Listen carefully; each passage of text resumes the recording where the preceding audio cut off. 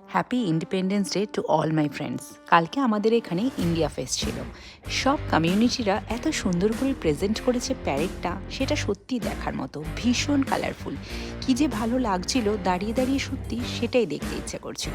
অনেক কিছু অ্যারেঞ্জমেন্ট ছিল, প্রচুর টাইপ অফ ইন্ডিয়ান ফুডস। সারাদিন অনেক প্রোগ্রাম, ইন্ডিয়ান ফুডস, ডান্স, সব কিছু দেখে। আর সব থেকে ইন্টারেস্টিং ছিল বেঙ্গলি কমিউনিটির যে বুথটা করেছিল। ওদের ডেকোরেশনটা একদম আমাদের বেঙ্গলি কালচারটাকে তুলে ধরেছে। এত ভালো লাগছিল বুথটা দেখে। আর সব কিছু ফ্ল্যাগ হোস্টিং থেকে শুরু করে বাচ্চাদের এন্টারটেন করার জন্য অনেক কিছু ছিল। সাথে ছিল প্রচুর ইন্ডিয়ান ফুড, কোনটা ছেড়ে কোনটা খাবো।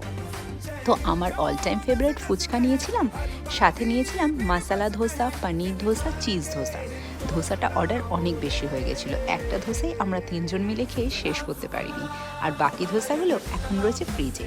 বাট দিনটা ভালো কাটলো।